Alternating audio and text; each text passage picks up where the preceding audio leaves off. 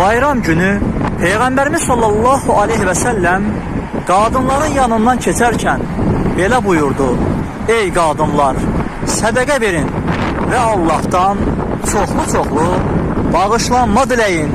Çünki mən cəhənnəm əhlinin əksəriyyətini siz qadınlar olduğunu gördüm.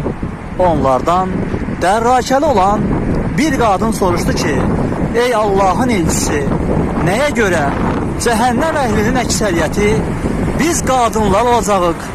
Peyğəmbərimiz dedi, çünki siz insanları tez-tez lənətləyir və ərinizə qarşı nankörlük edirsiniz. Başqa hədisdə buyurulur ki, siz qadınlar çox gileylənir və ərinizə qəzəbləndikdə onun barəsində belə deyirsiniz: vallahi ki, mən heç vaxt ondan xeyir görməmişəm. Bundan sonra qadınlar bərbəzəklərini sırğa və üzlüklərini Bilal radiyallahu anhunun ətəyinə atıb Allah yolunda sədəqə verdilər.